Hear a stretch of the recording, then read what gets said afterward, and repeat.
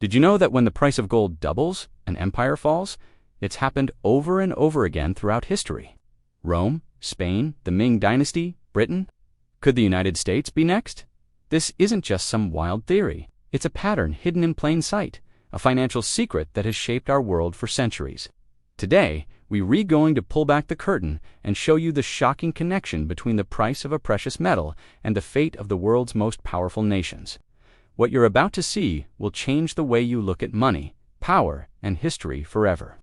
Let's travel back to ancient Rome. At its peak, the Roman Empire was the center of the world. They had a powerful army, incredible engineering, and a stable currency, the silver denarius. But as the empire expanded, its expenses ballooned.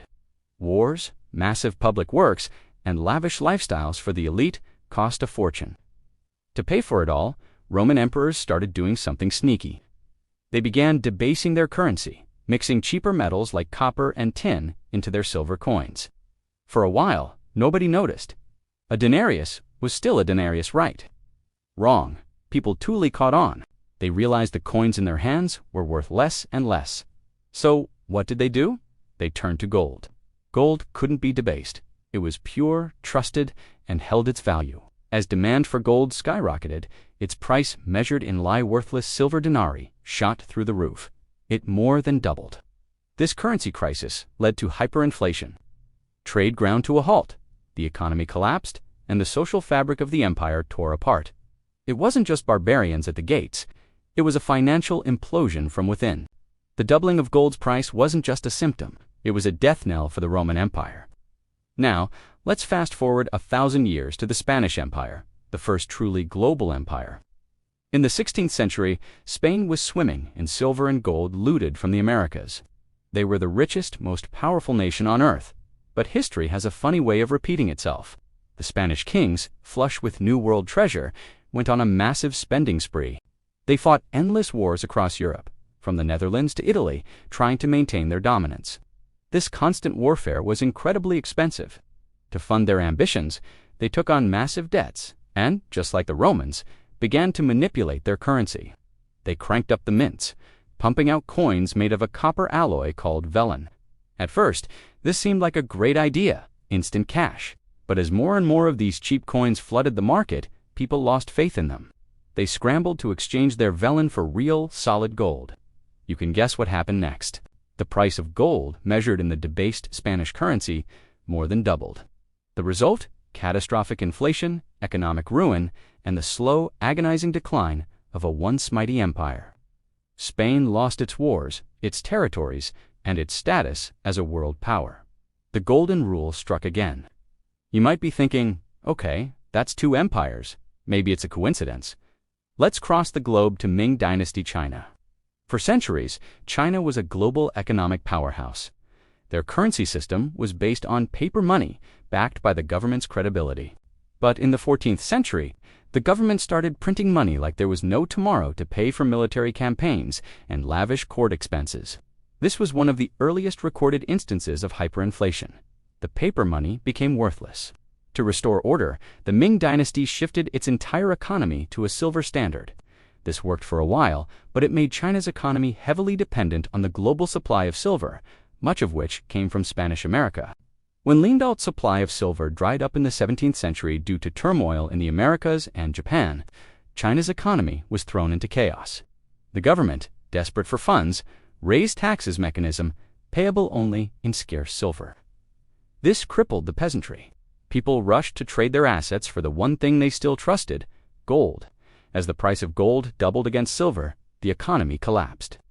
Peasant rebellions erupted across the country, and the Ming Dynasty, weakened from within, was overthrown. The pattern held, even on the other side of the world. Now, let's look at the British Empire, the empire on which the sun never set. In the 19th and early 20th centuries, Britain ruled the world and its currency. The pound sterling was the world's reserve currency, backed by gold. This was the era of the classical gold standard. It provided immense stability. But then came World War I. The cost of the war was astronomical. To pay for it, Britain did what empires always do. They abandoned financial discipline. They suspended the gold standard, fired up the printing presses, and went effortless into debt. After the war, they tried to go back to the gold standard at the old pre-war price. It was a disaster. Their currency was overvalued, their economy was crippled, and they were bleeding gold reserves. By the time of the Great Depression, the pressure was too much.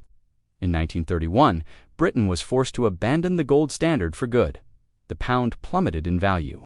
Against the US dollar, which was still backed by gold, the price of gold effectively doubled for anyone holding pounds. This moment marked the end of Britain's financial supremacy. The empire didn't collapse overnight, but the writing was on the wall. The financial scepter had been passed to a new power, the United States. And that brings us to today, the United States. After World War II, the US dollar, pegged to gold at $35 an ounce, became the world's reserve currency. The whole global financial system was built on this promise. But then came the Vietnam War and massive social spending programs in the 1960s. The US government was spending far more than it was taking in, and it was printing dollars to cover the difference. Other countries, holding mountains of US dollars, got nervous. They started demanding gold in exchange for their dollars, as they were entitled to do. The US gold reserves plummeted. In 1971, President Nixon faced a choice: either enact painful austerity to save the dollar or break the promise. He chose to break the promise. He temporarily suspended the dollar's convertibility to gold. That temporary suspension is now over 50 years old. The dollar was no longer backed by anything but the full faith and credit of the US government. And what happened to the price of gold? It was unshackled. From $35 an ounce, it soared, quickly doubling and then doubling again. By 1980, it hit over $850 an ounce. This was the first major doubling. Since then, the United States has been on an unprecedented path of debt and money printing. The national debt has exploded from less than $1 trillion in 1982 over $34 trillion today. Every time there's a crisis to dot-com bust, the 2008 financial meltdown, the 2020 pandemic, the response is always the same: print more money. The Federal Reserve's balance sheet has expanded by trillions. Each of these dollars printed devalues every other dollar in existence. Now, let's look at the price of gold again. In the early 2000s, it hovered around $250 to $300 an ounce. Today, it's over $2,300. It has multiplied many times over. Each surge mentions a new wave of money printing and a new crisis. We are living through the exact same pattern that brought down Rome, Spain, the Ming Dynasty, and the British Empire. Our currency is being debased, our debt is spiraling out of control, and the price of gold is screaming a warning. So, what does this mean for you? This isn't just an academic history lesson, it's a roadmap for what's likely to come.